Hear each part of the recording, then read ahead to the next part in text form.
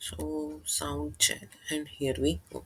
So hello class 11 students, क्या हाल चाल, कैसे हो आप सब। आज के सेशन के अंदर हम लोग अपने क्लास 11th के साइकोलॉजी का chapter number 5 which is cognitive process, ये चैप्टर बहुत ही इंटरेस्टिंग होने वाला है। एंड हाँ, ये चैप्टर एग्जाम के लिए देखे तो सिंपल भी है एंड इसमें से क्वेश्चन कुछ ऐसे हैं जो एग्जाम के पॉइंट ऑफ व्यू से आ सकते हैं। चलिए डिस्कस करते हैं अपने क्लास 11 साइकोलॉजी का chapter number 5 which is cognitive process. Let's see. अभी देखो, साइकोलॉजी तो हम सभी लोग जानते हैं कि भाई ये क्या है, it is a study of our human behaviour. अभी बिहेवियर की तो हम स्टडी करते हैं, ठीक है, लेकिन अभी अपने इंसान के किस तरह के कितने टाइप्स के बिहेवियर होते हैं। बेसिकली अपने दो टाइप्स के बिहेवियर होते हैं। One is overt behaviour and second is covert behaviour according to our syllabus, ठीक है। अभी ये दोनों में क्या डिफरेंस होता है, अभी हम वो समझते हैं। Let's see. तो अभी देखो, ओवर्ट बिहेवियर यानी कि क्या, ये आपको एग्जाम के पॉइंट ऑफ व्यू से डिफरेंशिएट हुए भी आ सकता है 2-3 मार्क्स में। See, overt behaviour it is directly observed by the other people, यानी कि अपना ऐसा बिहेवियर जो कि किसी दूसरे के द्वारा भी ऑब्जर्व किया जा सके।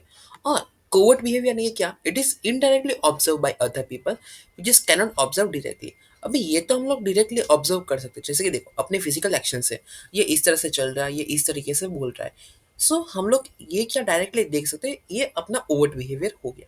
लेकिन कोवर्ट बिहेवियर क्या, अभी इसको इनडायरेक्टली नहीं। अभी मान लो कि आप कैसे चल रहे हो वो तो हमें पता चल सकता कि आपकी चाल और बोलने की स्टाइल से।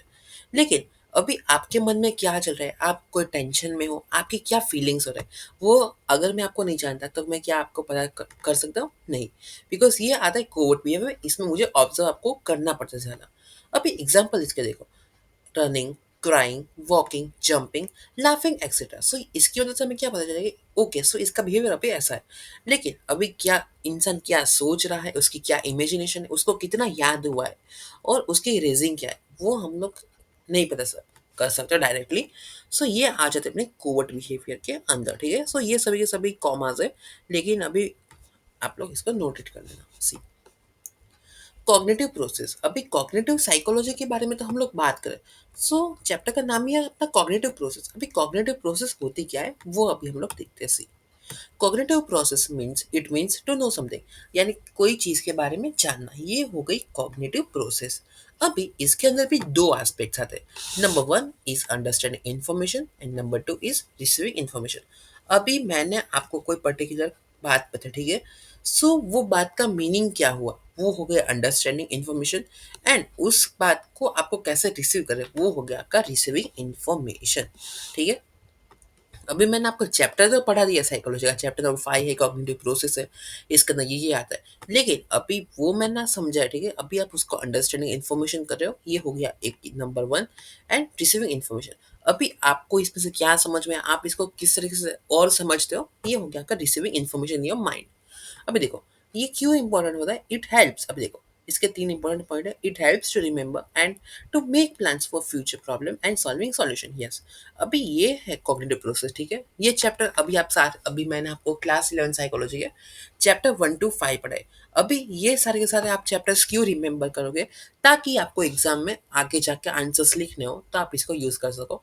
एंड इवन बेटर ऑप्शन कि भाई साइकोलॉजी के हर एक आपके जो चैप्टर वो इतने ईजी है कि आप इसको डेली लाइफ से कनेक्ट कर सकते हो। फॉर एग्जाम्पल जो हम लोगों ने एक्सपेरिमेंट देखे थे, तो उसमें से हमें समझ में आया कि इसका ये अगर लाइफ में एम्प्लॉय करे तो ये हो सकता है।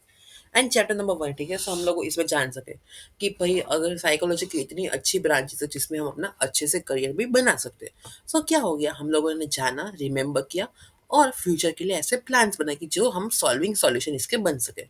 Number two, it is related to mental process like information processing, memory perception that helps an individual to gain knowledge, ठीक है। अभी नंबर 3 अगर हम लोग बात करें, it involves human covert behaviour. Covert behaviour यानी कि क्या, indirectly observe by peoples and it is based on psychological processes, ठीक है। अब इसके एग्जांपल देखो, campaign of any political party. अभी आप लोगों को कैसे याद रह जाएगा अभी कॉग्निटिव का, एग्जांपल के लिए देखें। कैंपेन आपको पता कि अभी राहुल गांधी जी का हुआ था, तो वो क्या अभी आप लोगों ने अगर डिटेल में ना जाने, लेकिन क्या कि भाई हाँ एक कैंपेन हुआ था और इसमें ये पर्टिकुलर बातें हुई। अभी हम लोग इसके ऊपर डिस्कशन नहीं करेंगे अभी ज़्यादा। Advertisement of commercial product, yes. अभी कुछ ऐसी ऐड होती है जो आपको एकदम दिमाग में याद हो जाती है। अभी जैसे कि मैं आपको कहूँ, जिंदगी के साथ भी जिंदगी की बात भी. So you know that it is the ad of advert LIC. Like ऐसी बहुत सारे एडवर्टीजमेंट है. सो आपको क्या अभी कोई भी मसाले की ऐड हो गई, कुछ ऐसी चीजें होती है कि हमारी ऐड से कनेक्शन हो कि भाई दाग अच्छे, तो ये क्या ऐड हो गई, it is ad of Surf Excel. Like that. Medium of communication. Yes, communication अभी आप लोगों के लिए बहुत इंपॉर्टेंट है, हम सभी लोग जानते हैं. सर कम्युनिकेशन के कौन से मीडियम होते हैं? एक तो टीवी होता है, रेडियो होता है, न्यूज़पेपर, मैगजीन्स. काइंडली सॉरी, ये थोड़ा कंप्यूटर में मिस्टेक हुई है. सो ये सारे के सारे जो आपको लाइंस लिख रही है एक्चुअली में जो अपने कॉमा होते हैं वन सेंट वर्ड के बाद हम लोग यूज करते हैं, ये वही है. सो आप इसको एक बार नोटेट कर लेना, ठीक है. अभी कॉग्निटिव प्रोसेस है क्या, ये तो हम लोगों ने ऊपर ऊपर से जान लिया. लेकिन अभी for example if your teacher ask what is cognitive process, तो इतना लिख के तो हम मार्क्स नहीं है, ये अपना कॉन्सेप्ट के लिए आ गया, तो आप इसको इंट्रोडक्शन के लिए यूज कर सकते हो. लेकिन अभी as let's see about in the detail. I think ये क्वेश्चन अगर पूछे what is cognitive process, so it is known as mental और साइकोलॉजिकल प्रोसेस. ये क्या है, एक मेंटली एंड साइकोलॉजिकल प्रोसेस है, and it is a combination of overt and covert behaviour of a human being. So ये सारे के सारे जो पॉइंट्स हम लोगों ने नेक्स्ट स्लाइड, पीछे की स्लाइड में कवर किए थे, सी ये उसी का पूरा मिक्सअप है अपना आंसर.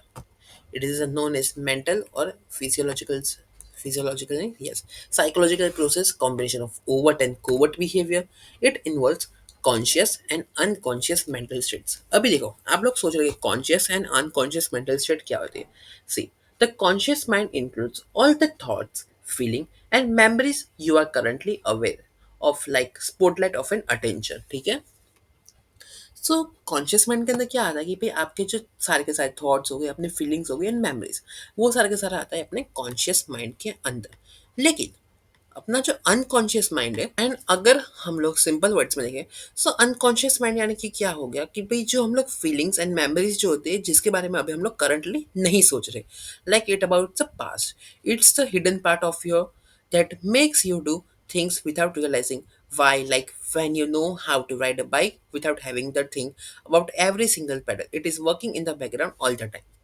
Like that. यानी कि अभी क्या जो हम लोग प्रेजेंट में नहीं सोच रहे, लेकिन वो दिमाग में हम लोग नहीं कहते कि चलता रहता लाइक दैट. अभी देखो, इट कंप्राइजेस परसेप्शन. ये सारे के सारे कॉमाज ही आप लोग इसको नोटेट कर देना, सेमी कॉलन इसमें ये नहीं है. तो देखो अभी इसके अंदर क्या क्या आता है. It comprise perception. परसेप्शन आपको अभी थोड़ा वर्ड नया लग रहा है. परसेप्शन यानी कि देखो सिंपल वर्ड्स में होता क्या है कि हमारी विचारधारा कि ये चीज़ ऐसी होगी. ये आपको क्लास 11 के साइकोलॉजी में चैप्टर नंबर 1 में इससे पहले ही पाला मिलेगा. लेना पड़ेगा. फिर है परसेप्शन हो गया, अपनी मेमोरी, अपनी थिंकिंग, अपने इमेजिनेशन, अपनी प्रॉब्लम सॉल्विंग करने की ability, logical reasoning, concept formulation, ये सभी के लिए कॉग्निटिव प्रोसेस जिम्मेदार है. अभी देखो, it helps to explain difference between behaviour and mental process. Cognitive process वो ये सब के लिए तो इंपॉर्टेंट रोल प्ले करते हैं, लेकिन अपना जो डिफरेंस करने के लिए अपना बिहेवियर एंड मेंटल प्रोसेस के डिफरेंशिएट करने में भी बहुत हेल्प करती है. It is related to invisible behaviour observation. ठीक है. अभी हम लोग बात करें कि एलिमेंट्स ऑफ कॉग्निटिव प्रोसेस. अभी कॉग्निटिव प्रोसेस के कौन से एलिमेंट्स हैं, लेट्स से सबसे पहले हम लोग बात करें कि थिंकिंग, कि भाई थिंकिंग करेंगे वो क्या है. Just give me a second. देखो थिंकिंग क्या है. थिंकिंग यानी कि हम लोग नहीं कहते सोचना. अभी साइकोलॉजी के टर्म में क्या है थिंकिंग, लेट्स सी अभी हम सभी लोग देखते हैं. See, thinking is a process that is based on our day to day life और फॉर कन्वर्सेशन. यानी थिंकिंग क्या, हम लोग पूरे दिन पर सोचते रहते हैं एंड कोई भी कन्वर्सेशन करे तो हम लोग क्या कि भाई इसके बाद में क्या बोलो, किस तरह से बोलो, लाइक दैट. सो थिंकिंग क्या अपने दिमाग में चलती रहती है. Remembering and attentiveness are important of part of thinking.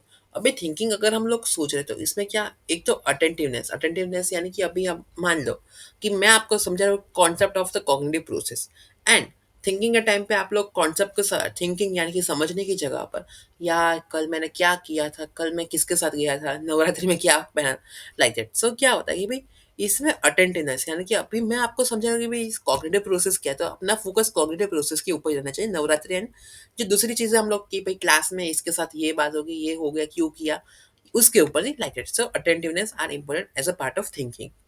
यानी कि जिस चीज़ पर अभी चल रहा है उस पर ही फोकस करना. Now it selects by number 3, it selects by surrounding environment information and knowledge. अभी हमें क्या इसको सिलेक्ट करना है बाय सराउंडिंग. अब देखो एनवायरनमेंट में ऐसे तो बहुत सारे इंफॉर्मेशन एंड नॉलेज है जो अपने काम की, उसे हमें ग्रैब करना है, एंड कुछ ऐसी चीज़ें भी आपको मिलेगी कि भाई जो आपके काम की नहीं है, सो हमें उसको अवॉइड करना है, like that. Now, thinking is a symbolic in nature and ideological process. Thinking जो एक तो सिंबॉलिक है अपने नेचर के, उसके नेचर में देखे, एंड ये एक आइडियोलॉजिकल प्रोसेस गिनी जाती है। Now it helps to solve problems, to make condition.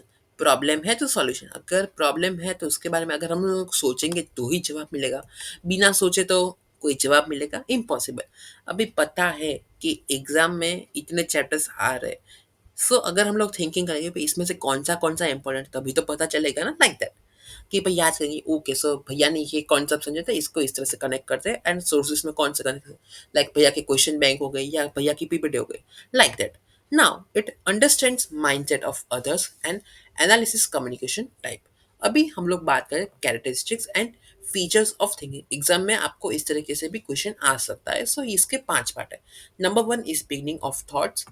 Now उसके जस्ट अ सेकंड, यही है ना। See, if we look the characteristics, तो इसके 5 कैरेक्टरिस्टिक्स है। Number 1 is beginning of thoughts, यानी कि जो अपने विचार है उसकी शुरुआत होना। फिर number 2 is symbolic thought process. बाद में आती ट्रायल एंड एरर प्रोसेस। अभी मान लो कि कोई भी चीज़ हो, ठीक है, जब तक आप उसमें गलतियां नहीं करोगे तो क्या आप उसे सीख पाओगे, लाइक दैट। अभी मान लो कि मैथ्स के कितने भी क्वेश्चन आप लोगों ने 10th स्टैंडर्ड तक सॉल्व किए होंगे, ठीक है, आपको फर्स्ट टाइम में डायरेक्टली आंसर मिला मिला होगा कोई कॉन्सेप्ट का, नहीं, कि भाई स्टार्टिंग में आपको सीखने में टाइम लगेगा, लेकिन जैसे जैसे प्रैक्टिस की आपको आंसर आ गया। अभी मैं अपना एग्जांपल दूं, सो क्लास 11 में मेरी मैथ्स इतनी अच्छी नहीं थी, लेकिन मुझे प्रोबेबिलिटी के क्वेश्चन अच्छे लगते थे। सो स्टार्टिंग में क्या मुझे ऐसा होगा कि भाई फर्स्ट टाइम में इसका आंसर बिल्कुल कि favourable outcome upon total possible outcomes, नहीं, टाइम लगा कि भाई ये क्वेश्चन को 4 बार सॉल्व किया, लाइक इट। सो जितनी गलतियां होगी उतनी एरर कम होने के चांसेस रहेंगे, so it is a trial and error process. Number 5 is organised and goal directed, ठीक है। नंबर 6 इज मेंटल प्रोसेस और एक्सप्लोरेशन। अभी ये क्या होता है, अभी हम लोग देखते हैं, लेट्स सी। नाउ उससे पहले हम लोग देखते हैं कि भाई कॉन्सेप्ट्स क्या होते हैं। सी, अभी थिंकिंग की तो बात हम लोगों ने कर ली, ठीक है। अभी कॉन्सेप्ट्स क्या होते हैं। Concepts are based on assumption and mutual agreement, यानी कोई भी चीज़ की हम लोग नहीं कह रहे कि ये मेरा असम्पशन है एंड ये मेरा म्यूचुअल एग्रीमेंट्स, कि भाई हाँ भाई ये बात सही है, ये बात गलत है, so ये क्या हो गया अपने mutual agreements. It is a mental series. अभी देखो, yes, it is a mental series that based on certain things और फीचर्स, ठीक है। अभी हम लोग कॉन्सेप्ट्स जो होते हैं वो हम लोग क्या है, एक तो अपने दिमाग की सीरीज है, यानी कि मेंटल सीरीज है, जो कि कुछ अपने जो फीचर्स होते हैं सर्टेन थिंग्स, यानी कि कोई चीज़ या फिर अपने जो फीचर्स है उसके ऊपर हम लोग फोकस करते हैं, and it is formed by a person और animal through necessary characteristics such as abstraction and contraction, ठीक है। अब ये तो किसी इंसान के द्वारा भी हो सकते हैं कॉन्सेप्ट्स, एंड किसी एनिमल के द्वारा भी हो सकते हैं थ्रू नेसेसरी, यानी कि जो अपने पर्टिकुलर कैरेक्टरिस्टिक्स इसके होते हैं, जैसे कि इसके एब्स्ट्रैक्शन एंड कॉन्ट्रैक्शन होते हैं। Now utility of concepts. अभी कॉन्सेप्ट्स की यूटिलिटी क्या है वो हम लोग देखते हैं। देखो, it helps to maintain effective connection between thinking and communication. Sorry, अभी देखो ये है पूरा चैप्टर, ठीक है, सिंपल वर्ड से समझता हूँ। ये चैप्टर में क्या क्या चीज़ें आ रही है और इसको आप लोग कैसे इम्प्लीमेंट करते हो, या क्या आप इसमें सीख रहे हो, सो ये है सारे के सारे आपके हो गए कॉन्सेप्ट। अभी ये कॉन्सेप्ट को किस तरह से आप समझते हो, like how you are thinking, कि भाई कुछ चीज़ें ऐसी होगी कि डायरेक्ट आप लोग टेक्स्ट बुक में पढ़ोगे तो इतना आपको बोरिंग लगेगा, मेरी बात करो। सो मुझे बोर लगता है, लेकिन अभी ये देखो बुलेट पॉइंट्स है तो मुझे ये कॉन्सेप्ट कितने इजीली समझ में आता है। So it connects between the thinking and communication.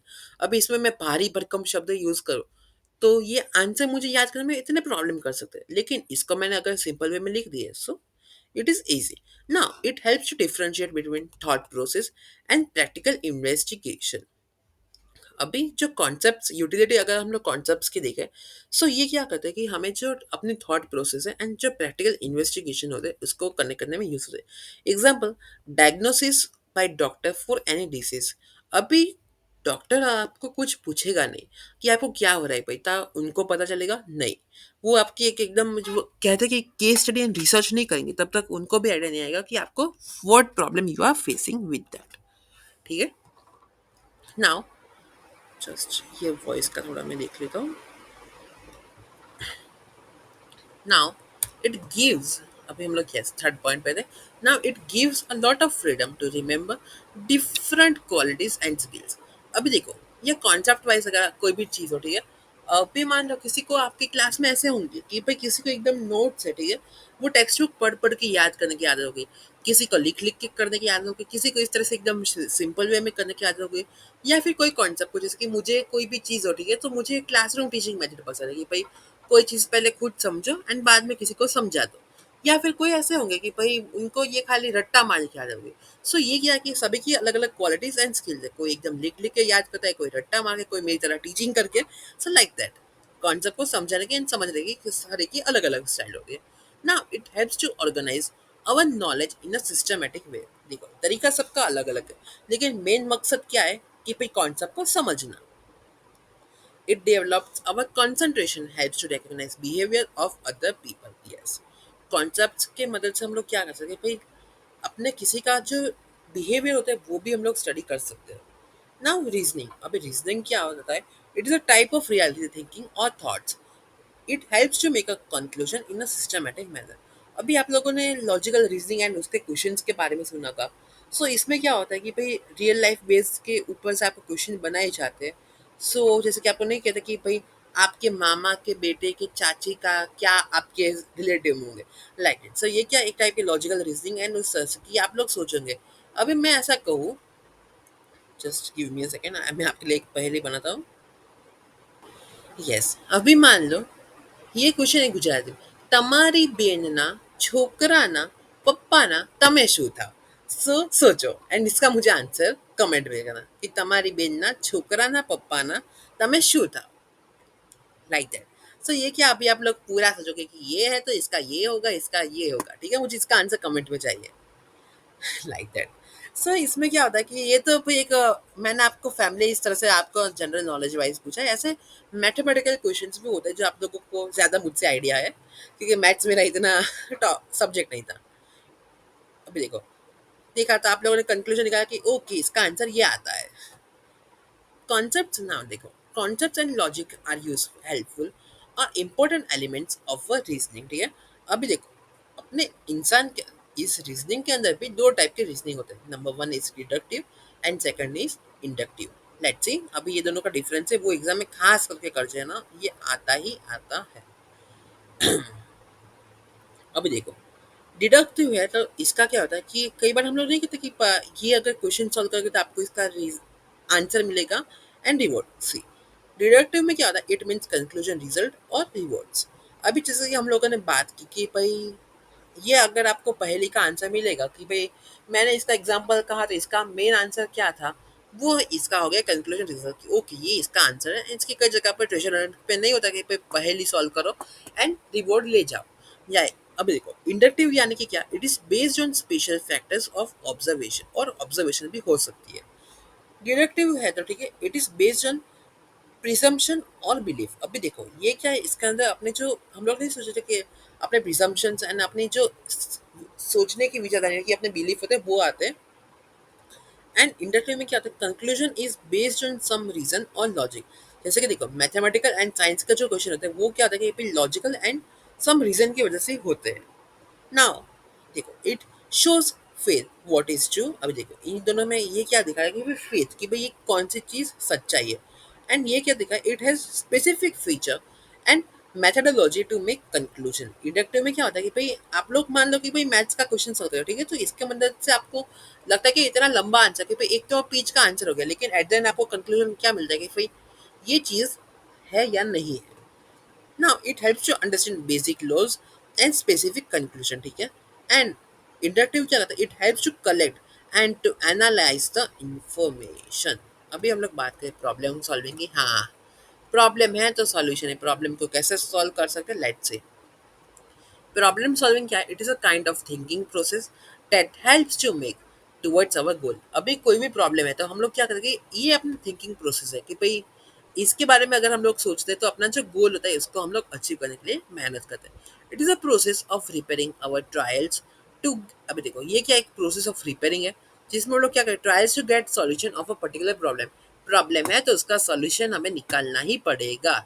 Exam है तो पढ़ना पड़ेगा, होमवर्क बाकी पड़ा है तो लिखना पड़ेगा, like that. In the process of problem solving, state of mind and behavior actors are important. अभी देखो ये फैक्टर्स है, यहाँ पे एफ लिखना रह गया है, देख समझ लेना.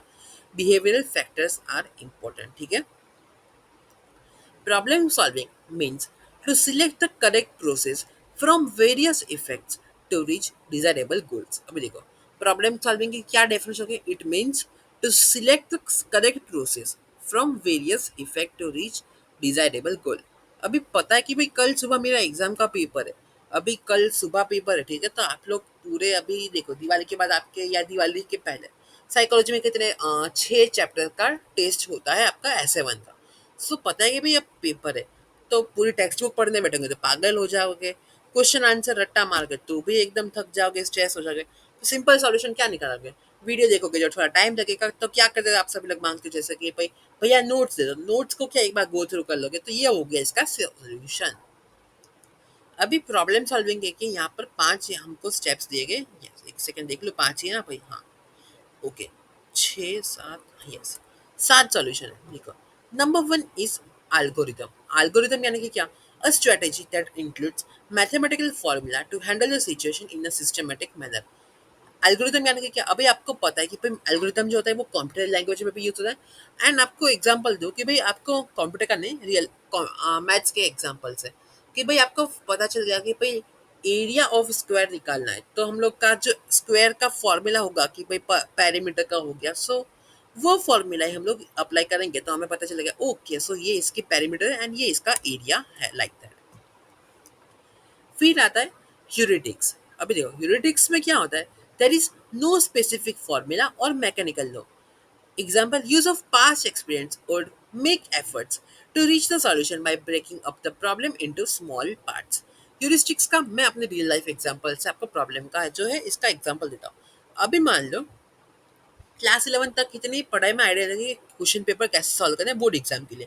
लेकिन क्लास 12 में मैंने देखो बहुत सारे PYQ सॉल्व किए, बहुत सारे क्वेश्चन बैंक सॉल्व किए. तो सभी क्वेश्चन बैंक यानी कि अपने पास एक्सपीरियंस मैंने जो क्वेश्चन पेपर आई थिंक बात करें साइकोलॉजी में मैंने 5 या 6 क्वेश्चन पेपर सॉल्व किए थे like previous year question paper and जो मॉडल क्वेश्चन पेपर आते हैं. सो मैं क्या करता ये पेपर्स खुद चेक करता एंड अपने टीचर्स के साथ चेक कराता था.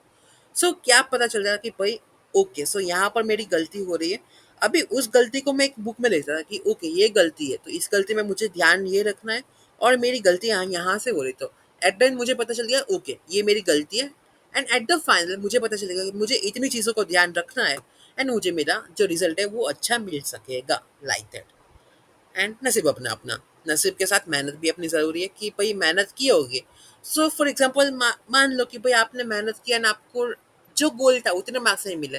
कोई नहीं, थोड़ा एकदम डिसअपॉइंटमेंट होगा लेकिन एट द एंड आपको वो खुशी तरह की कि भाई मैंने अपना बेस्ट देने की ट्राई तो की है लाइक दैट. ना नंबर 3 इज प्रॉब्लम स्पेस यानी कि क्या.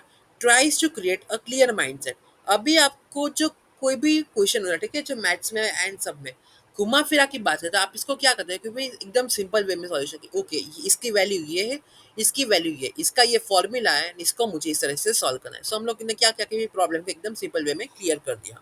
It is based on our thinking practice approach and efforts. अभी हर जगह पर मैथ्स के भी नहीं कुछ रियल लाइफ के भी प्रॉब्लम्स होगी जो आपको आगे पता चल जाएंगे.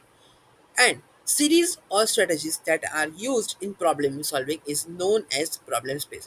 यानी कि कई ऐसी स्ट्रेटेजीज हम लोग नहीं बता रहे कि ओके ये नहीं काम किया तो इसके जगह पर ये करेंगे एंड इसको इस तरह से हम लोग इम्प्लीमेंट करेंगे. सो ये होगी अपनी प्रॉब्लम स्ट्रेटेजी. प्रॉब्लम स्ट्रेटेजी को कहता है problem space. Now number 4 is trial and error. जैसे कि मैंने कहा कि भाई इसको मैं आपको क्लास 12 के एक्सपेरिमेंट से कहूँ कि थॉर्नडिक करके एक कैट के ऊपर उन्होंने एक्सपेरिमेंट किया था. सो उन्होंने क्या किया था कि भाई सिंपल वे में एक हंगरी कैट को एक उन्होंने पजल बॉक्स बनाया था. सो उसमें just a second give me a minute. Yes so हम लोग थॉर्नडिक की बात कर रहे थे. यस सो उन्होंने क्या किया था कि पजल बॉक्स के अंदर एक कैट हंगरी कैट को रख दिया था.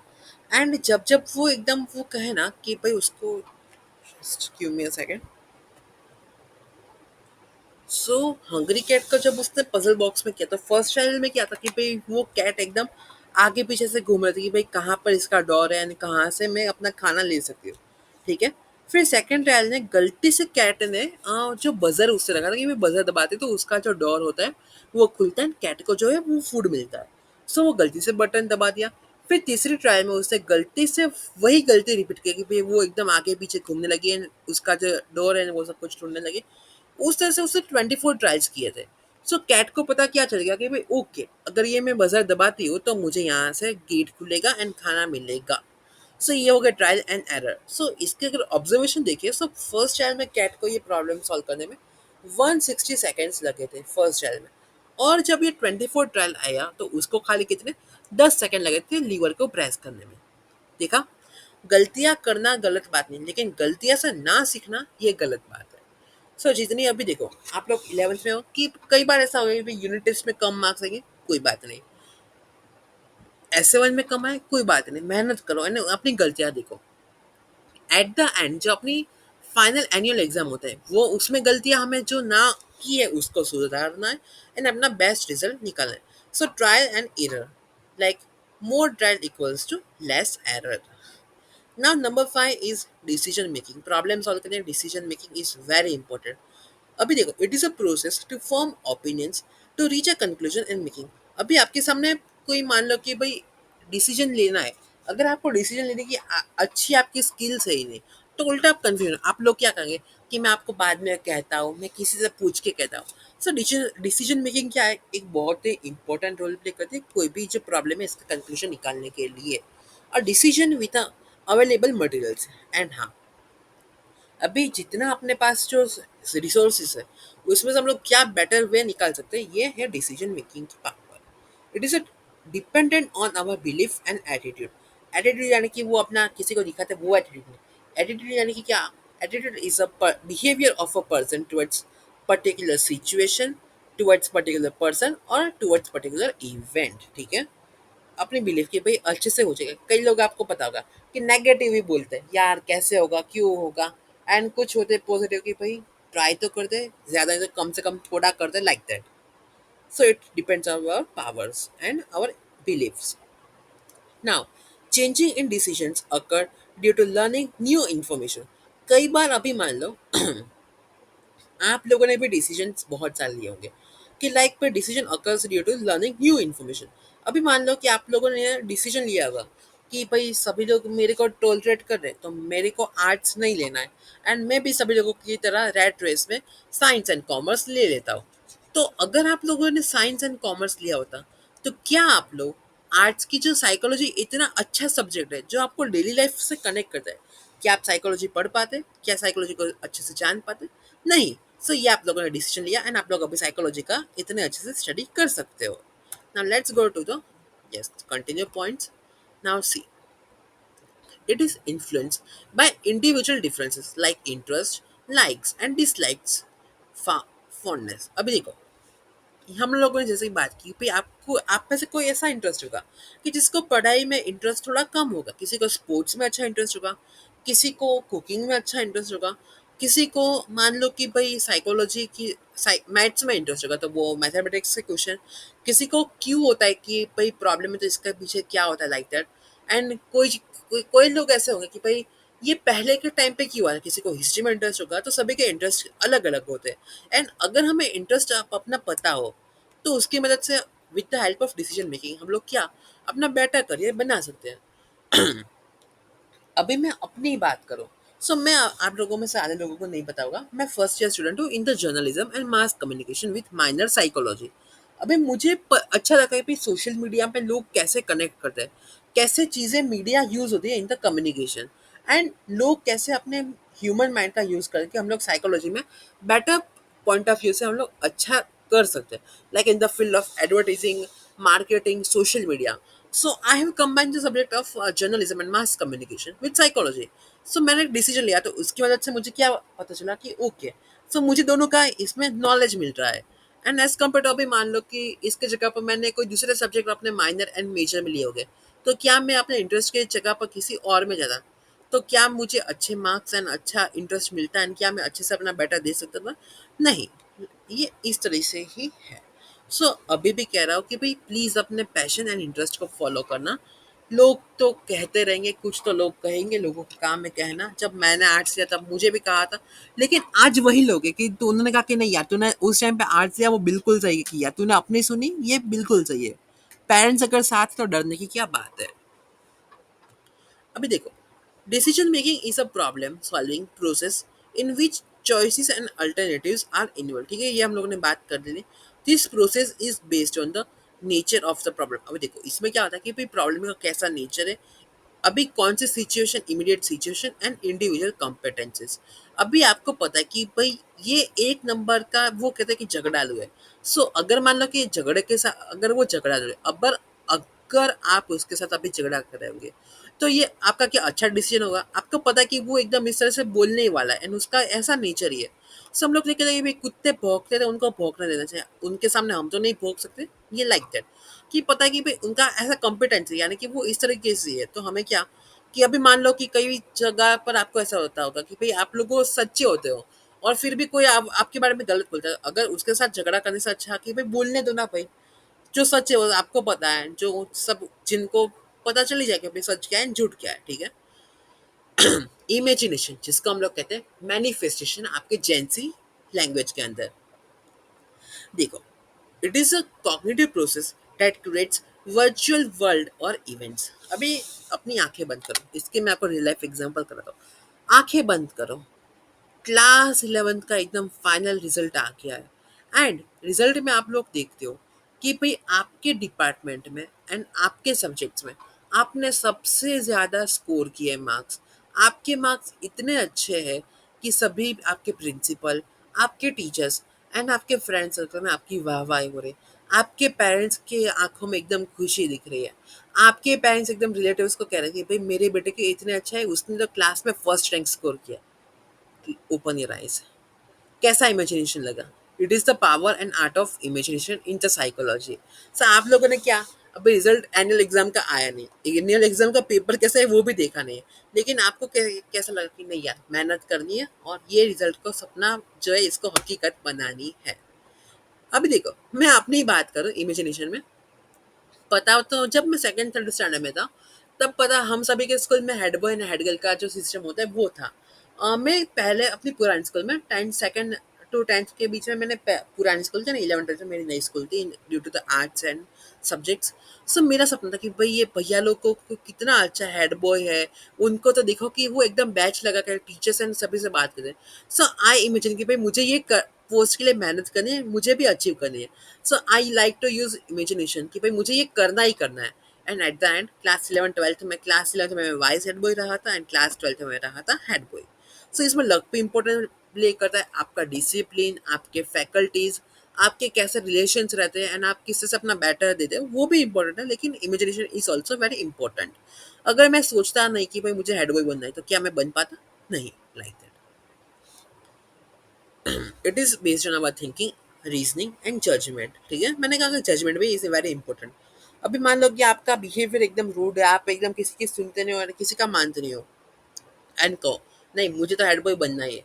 सो क्या टीचर्स, क्लास के स्टूडेंट्स जो इलेक्शन होते हैं वो क्या सब लोग मानेंगे? नहीं, like that. So judgement is very also important this. अभी देखो, इमेजिनेशन से इसके भी दो टाइप्स है। Like one is realistics and number two is artistics. ठीक है, कई चीज़ें ऐसी होती है कि हम लोग नहीं कहते कि भाई ये तो सच में हो सकते हैं एंड कई चीज़ें हम लोग नहीं कहते कि भाई दिन में दिन में सपने देखना, मुरुंगली नाल के दिन भर है सपने, लाइक दैट। सी अभी कहावत कहावत से पता चल गया। अभी देखो दोनों के साइकोलॉजी के टेक्स्ट के अकॉर्डिंग क्या होता है। देखो, रियलिस्टिक यानी कि क्या, it is a mental process that creates new object, new situation और events in the form of future plans. जैसे कि मैंने अभी आपको क्लास 11th का रिजल्ट का इमेजिनेशन कराया वो। And artistics, it is a process that is determined by subjective feelings and idea। कई feelings and idea ऐसे होते होंगे कि जो हम लोग के दिमाग में चलते हो कि अगर ये इस तरह से हुआ तो इसको कैसा लगेगा। लाइक हम लोग नहीं कहते कि इमेजिनेशन की पावर। सो कुछ चीज़ें हम लोग कहते हैं कि डे ड्रीमिंग, ये आता है आर्टिस्टिक्स के अंदर। काइंडली सॉरी अगर आवाज़ ब्रेक हो रही है। सो थोड़ा अभी गले में थोड़ा प्रॉब्लम हो रहा है। Nature of imagination. अभी देखो, इमेजिनेशन है, ठीक है, तो इसके भी 6 नेचर्स है। कॉग्निटिव प्रोसेस आ गई अपनी, अपने सेंसरिक ऑर्गन्स भी इसमें आ गए। No use of sensory organs पे आ जाते इसमें। ठीक है। It is a combination of past and present experience. अभी कई आपके जो पास्ट एंड प्रेजेंट के एक्सपीरियंस होंगे उसकी मदद से भी आपको इमेजिनेशन होती होंगी। लाइक दैट, अभी मान लो कि मैं ही था, ठीक है। मुझे मैथ्स बहुत पसंद था। It is my past. And उसके बाद मेरे 9th स्टैंडर्ड में मेरे एक बहुत खराब टाइप के टीचर, देखो टीचर खराब नहीं होते, कई बार ऐसे सिचुएशन हो जाती है। सो उनके वजह से मेरे को क्या हुआ कि मैथ्स में से एकदम इंटरेस्ट ही उठ गया। सो क्या हुआ कि अभी क्या हुआ, कॉम्बिनेशन ऑफ पास्ट के भाई पास्ट में मेरे मैथ्स में फुल मार्क्स आते थे एंड मुझे मैथ्स पढ़ना पसंद था। एंड एट द प्रेजेंट मेरा मैथ्स में इंटरेस्ट थोड़ा कम हो गया, like that. Number 4 is virtual image making. हम लोग नहीं कहते कि सपने में कि इसका ऐसा हो सकता है कि इमेजिन करो कि हम लोग आसमान में ऐसे उड़ रहे होंगे एंड ऐसा चल रहा। हम लोग नहीं कहते कि भाई पहले आप लोगों को तो पता नहीं, कोविड के पहले हम लोग सोचते थे कि भाई ऐसा 2020 के टाइम के बाद ऐसा आएगा कि भाई एकदम हवा में गाड़ियाँ उड़ेगी, रिक्शा चलते होंगे। It is like imagination part. फिर psychological creative activity, yes. Psychological way में आप लोग कुछ भी क्रिएटिविटी हो सकती है आपकी and no limitation of places. And आप लोग मान लो कि आप अभी बैठे बैठे ही कई बार मान लो कि आप दिल्ली चले गए, लंदन चले गए, लाइक दैट। अभी देखो कुछ ऐसे फैक्टर्स भी है जो इमेजिनेशन को एनहेंस करते हैं, factor which are enhancing imagination. Number 1 is age, yes. अभी जो कुछ इमेजिनेशन आप बच्चे की इमेजिनेशन देखो एंड कुछ बूढ़े लोगों की इमेजिनेशन देखो, सो डिफरेंस दिखेगा, yes. Level of a memory, level सबके निकलेंगे। अभी देखो हर एक का मेमोरी का लेवल, इट मीन्स IQ अलग अलग होता है। अभी मैं आपको सिंपल वे में इसका एग्जांपल दिखाऊं कि भाई कोई एकदम स्पेशल चाइल्ड, ठीक है, एंड कोई एकदम इंटेलिजेंट IQ वाला। तो दोनों की क्या इमेजिनेशन अलग होगी, डेफिनेटली, कोई डाउट ही नहीं है। आपके एजुकेशन पे इसमें इंपॉर्टेंट रोल प्ले करेगा, ट्रेनिंग, अपना मोटिवेशन, इंस्पिरेशन। एंड देखो ये सारे के सारे पॉइंट्स का मैं आपको समझाता, देखो training, motivation, inspiration and education. आप लोगों के लिए कोई चीज़ें एकदम नॉर्मल हो गई कि भाई फॉर एग्जांपल कि आपके लिए,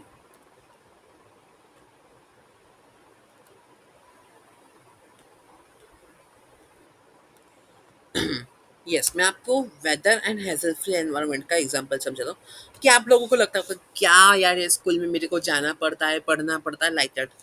एंड आप लोगों को मैंने पहले एक शॉर्ट फिल्म देखी थी, उसके ऊपर से आपको कहता हूँ कि कच्छ के टाइम पर ऐसा वेदर था कि भाई वहाँ पर कोई टीचर्स ऐसे पढ़ाने के लिए स्पेशली आते नहीं थे।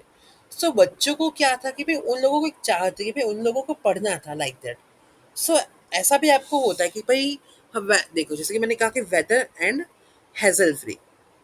सो हम लोगों को क्या लगता है कि भाई पढ़ने के लिए मुझे स्कूल जाना पड़ता है, लेकिन उन लोगों को इतनी डिमांड थी कि भाई उनको स्कूल जाना एक सपने जैसा था, लाइक दैट। ठीक है। एंड एजुकेशन, कई चीज़ें ऐसी होती होंगी जो हमें नॉर्मल लगती होंगी एंड वो चीज़ें कई लोगों के लिए स्पेशल भी होती होगी। एंड अगर आपके पास अच्छी एजुकेशन, अच्छी आपके पास कोई भी फील्ड में ट्रेनिंग हुई है एंड अगर आपके पास मोटिवेशन एंड इंस्पिरेशन है, तो आपके क्या एक इमेजिनेशन का जो लेवल होता है वो एक लेवल जो होता है वो अपर ही रहेगा as compare to normal peoples, like that.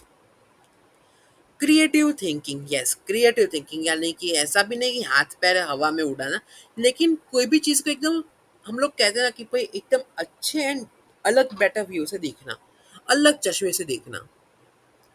ना इट इंक्लूड्स अवर नॉलेज, जैसे कि मैंने कहा कि आपके पास एजुकेशन एंड आपकी ट्रेनिंग एंड मोटिवेशन, कि आपके पास जो नॉलेज, अभी नॉलेज का इसका मतलब ये नहीं कि टेक्स्ट बुक के पास आपके पास डिग्री हो वही। नॉर्मल हम लोग नहीं कहते कि આ માણસો ભણેલા નથી પણ ગણેલા છે, लाइक दैट। सो इसका क्या होता है कि भाई आपके पास कोई भी पर्टिकुलर चीज़ के बारे में नॉलेज आपके पास कितना है, आपकी थिंकिंग स्किल्स क्या है, एंड आप कौन से आर्ट में अच्छे। कोई मान लो कि भाई क्रिएटिव थिंकिंग में आप लोगों ने देखा होगा कि कोई अपने क्रिएटिव वे में देखे तो कोई एकदम पोइट्री एंड जो शॉर्ट एसेज एंड जो नॉवेल्स होते हैं वो लिख के एकदम अपनी क्रिएटिविटी से लोगों को इन्फ्लुएंस करता है। कोई अपने सिंगिंग से कर लेता है, कोई अपने कहे तो म्यूजिक और सिंगिंग हो गया, कोई पेंटिंग या ड्राइंग से कर लेता, कोई पोस्टर से, लाइक दैट। सो हम लोगों की क्रिएटिविटी क्या है, ठीक है। अभी मान लो मैंने आपको टॉपिक दिया जेंडर इन इक्वालिटी एंड मैंने आपको टॉपिक दिया मेंटल हेल्थ डिसऑर्डर। सो आप सब लोग अपनी इमेजिनेशन एंड आर्ट के हिसाब से आप लोग कहे कि भाई आपको ये असाइनमेंट दिया है, तो कोई इसके ऊपर पोयम लिखेगा, कोई शॉर्ट फिल्म बना सकता है यानी कि वीडियो बना सकता है, कोई जो है वो पेंटिंग बनाएगा, लाइक दैट। ये हो गया creative thinking. It helps in our day to day life and artistic activities like music, dance, painting, drama, literature, games, etc. ठीक है. Now it is also based on our imagination and reasoning power. ठीक है. Imagination भी इसमें important role play करती है and अपने reasoning की power भी important role play करती है. It helps to achieve desirable goal. और अगर creative thinking अपनी हो तो इसकी मदद से हम लोग क्या एक अपने desirable goal के पास भी जा सकते हैं. And it shows various criteria to use knowledge. And अपने जो knowledge इसको हम लोग कैसे better way में use कर सकते हैं वो creative thinking के पास है. ठीक है. सभी को पता है कि भाई हिंदी शब्दमाला के अंदर अ से आहा की मात्रा इतनी इतनी आती है. अभी किसी की आप लोग को अभी अपना वीडियो तो कैमरा ऑन चालू नहीं है, कोई नहीं. अभी कोई ऐसा होगा कि भाई वो एकदम बोल बोल के समझेगा. ठीक है. अभी आप सभी मान लो कि आपको टॉपिक में दिया है कि आपको नर्सरी के क्लास में ऐसे जाके आपको अ से आहा की वर्णमाला बच्चों को समझानी है. तो कोई क्या करेगा, ऐसे बोलेगा अ आ इ ऊ, ठीक है. ये एक एग्जांपल हो गया. ये एक नॉर्मल इंसान का एग्जांपल हो गया. अभी कई ऐसे होंगे कि भाई वो फ्रूट्स एंड जो चीज़ें होती है वो उसके इमेजेस ले जाएंगे या कुछ पेंटिंग बनाएंगे. कई लोग होंगे जैसे कि देखो मैं कहूँ तो अ से अनार, आ से आम, ई से इमली, ई से ईख, ला ला ला ला ला ला ला. सो ये क्या हो गया, एक म्यूजिक का एग्जांपल हो गया. एंड कई लोग होंगे वो एकदम क्या मात्रा याद कराने के लिए हमारे जो एक हिंदी के मैम होते थे वो एकदम एक्शन करेंगे. अ है तो सिंपल, आ है तो अपने हाथ के पास एक स्टैंडिंग लाइन बनाना, ई है तो अपने सर से एक दादाजी की लकड़ी बनाना, ऊ है तो एकदम ऊ की मात्रा बनाना. सो ये क्या हम सभी की अलग अलग इमेजिनेशन होगी लाइक दैट. नाउ हम लोग देखते हैं नेचर ऑफ क्रिएटिव थिंकिंग. अभी क्रिएटिव थिंकिंग का क्या nature, let's see. Number one, it is individuals in nature. सभी का अलग अलग इंडिविजुअल वाइज नेचर रहेगा कि भाई जो नेचर आपका है वो मेरा नहीं हो सकता एंड जो मेरा है वो आपका नहीं. कुछ सिमिलरिटीज हो सकती है लेकिन सेम टू सेम डिट्टो तो कोई चांस नहीं. Number two, it has novelty and originality. Yes, जैसे कि मैंने वर्णमाला का आपको एग्जांपल दिया. कोई एकदम इस तरह से प्रेजेंट करेगा, कोई इस तरह से प्रेजेंट करेगा. सो सभी का क्या नोवेल्टी भी रहेगी एंड ओरिजिनलिटी की. भाई सभी के तरीके अलग अलग होंगे. Number three is uniqueness and utility. कि भाई एकदम एक तो सभी का यूनिकनेस अलग अलग अलग होगा. ठीक है. एंड हर एक की यूटिलिटी भाई जितने रिसोर्सेज है उसके अंदर ही ये चीज़ों को कंप्लीट करना. Now it has realistic approach और aspects that gives us or inculcate social value. ठीक है. Now let's see steps of creativity. अभी क्रिएटिव थिंकिंग है तो ये खास करना, ये पूरा एकदम डिटेल क्वेश्चन आ सकता है. स्टेप्स ऑफ क्रिएटिविटी का 2-3 मार्क में पूछ सकते हैं. अगर ऐसा करना टीचर को तो 5 मार्क में पूछ सकते हैं. ठीक है. Steps of creativity. Number one is preparation. हाँ, प्रिपरेशन के बिना कुछ हो सकता है ना मुन्ना ना. प्रिपरेशन यानी कि क्या, इट इज द फर्स्ट चीज टू अंडरस्टैंड द प्रॉब्लम और टास्क. अभी मैंने कहा आपको बच्चे को पढ़ाना तो ठीक है, ये आपका हो गया टास्क. अभी ये टास्क को आप कैसे करते हो ये आपकी हो गई प्रिपरेशन. ठीक है. फिर आ गया अपना इंक्यूबेशन. इंक्यूबेशन यानी कि क्या, ओरिजिन ऑफ अल्टरनेटिव थॉट्स और प्लान. यानी कि जो अपना प्लान है. ठीक है. सो ओरिजिन अपना कैसे स्टार्ट करेंगे, लाइक पहले खुद जानेंगे उसके बारे में बाद में सीखेंगे. फिर हो गया इल्यूमिनेशन. इल्यूमिनेशन यानी कि क्या, इट्स अहा एक्सपीरियंस एंड यूरेका. ठीक है. Number four is verification. Verification यानी कि क्या, rechecking of thoughts and thinking. अभी मान लो कि आपको कोई कंटेंट जो है, ठीक है, वही कंटेंट आपको किसी सीनियर सिटीजन को समझाना है एंड वही चीज़ आपको किसी बच्चे को समझाना है. ठीक है. क्या आप सभी के लिए एक टाइप का कंटेंट यूज कर सकते हो? नहीं. बच्चों के लिए कुछ आपको कार्टून हो गए, कुछ ऐसे इमेजेस हो गए, लाइक उस टाइप का कंटेंट बनाना पड़ेगा. एंड एडल्ट्स के लिए कुछ एकदम उस टाइप का आपको कंटेंट बनाना पड़ेगा लाइक दैट. कि रीचेकिंग करना कि भाई ये क्या सही है, क्या इसमें सुधार कर सकते हैं, लाइक दैट. अभी प्रेजेंटेशन हो गया. ठीक है. प्रेजेंटेशन में आप लोग कुछ ऐसे भी नहीं बना सकते. अगर फ्रेंडली प्रेजेंटेशन होगी तो आप उसके अकॉर्डिंग बनाओगे. अगर कोई आपको असाइनमेंट है तो उसके अकॉर्डिंग. अगर आपको किसी एनजीओ या फिर कोई जगह पर एकदम बड़े इवेंट पे देनी है तो उसकी भी आपकी स्टाइल अलग होगी. या फिर अभी मान लो ये आपको कोई पर्टिकुलर कॉर्पोरेट ऑफिस या फिर एकदम उस तरह से मीटिंग में देनी है. सो उसका भी अलग अलग क्रिएटिविटी होगी like that. Now here are some my suggestions to increase creativity. Understand the task. Yes, अभी मैं आपको टास्क तो दिया, अभी वो टास्क को पहले समझो कि भाई बच्चों को वर्णमाला समझानी है, ठीक है? या फिर चलो वर्णमाला तो थोड़ा सिंपल हो गया, यस। आप लोगों को, सभी लोगों को मेंटल हेल्थ के बारे में और उसके इम्पोर्टेंस के बारे में एंड साइकोलॉजी को नॉर्मली मेंटल हेल्थ के बारे में सोचना, इसकी इम्पोर्टेंस के बारे में समझाएं। तो बच्चों के लिए भी आपको ये टास्क में समझे कि भाई मेंटल हेल्थ की इम्पोर्टेंस आपको स्प्रेड करनी है। सो ये आपको टास्क समझना है, ठीक है? प्रॉब्लम ये है, ठीक है? Now you have to do in depth study of different types of information. अभी मेंटल हेल्थ है, ठीक है? तो इसके ऊपर आपको हजारों आर्टिकल्स मिलेंगे। वो सभी आर्टिकल्स में से आपको जो बेस्ट एकदम चीज़ें लगे, उसका आपको एक लिस्ट बना के कंक्लूजन करना कि ये चीज़ें इसकी मदद से होती है कि भाई अगर आप ओवर थिंकिंग करते हो इसके कारण ये होता है, ये आपको प्रॉब्लम एंजाइटी हो गया, डिप्रेशन हो गया, लाइक दैट, इसके ये कारण है, ये इसके ये स्पेसिफिक फैक्टर्स है। ये आपको पूरी रिसर्च कर ले, ठीक है? Flexible perspectives to evolution of thoughts, ठीक है? अभी ये सारी की सारी डिटेल है, ठीक है? अभी आप बच्चे को इतना समझाना चाहिए, बच्चा सोचेगा ये क्या भैया बोल रहे हैं। एंड यही चीज़ें अगर आप किसी सीनियर सिटीजन को समझा दो, तो आपको उनको सिंपल लैंग्वेज में समझाना पड़ेगा। एंड यूथ को अगर आप ऐसा बच्चों को तेरे समझाओगे तो क्या एकदम होगा? नहीं। सो एज वाइज में उसके अकॉर्डिंग कंटेंट बनाना पड़ेगा। Flexible perspectives to evolution of thoughts, जैसे कि मैंने कहा कि फ्लेक्सिबल इसको करना पड़ेगा। Review the all steps of creativity, अभी ये सब कुछ हमने सोचा है, ठीक है? तो रिव्यू करना कि भाई प्रेजेंटेशन बना ली। अभी अपने क्लास का एग्जांपल दो। हमें मैम ने प्रेजेंटेशन बनाने को कही पर्टिकुलर टॉपिक के ऊपर।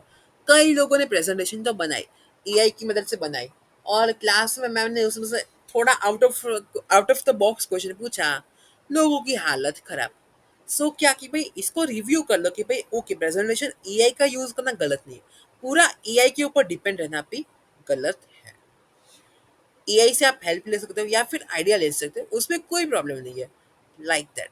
अभी मैं ऐसा यही करूँ कि भाई ये टॉपिक है, ठीक है? इसकी अगर मैं किसी पर्टिकुलर सॉफ्टवेयर के अंदर खाली प्रॉम्प्ट दे दूँ एंड प्रेजेंटेशन बना दूँ, आई नो थोड़ी ये आपको सिंपल लगती है, लेकिन क्या इसमें जो कंटेंट सिंपल वे में क्या एआई में हो सकता है?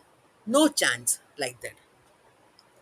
Encouragement for self evolution in terms of rewards and punishment.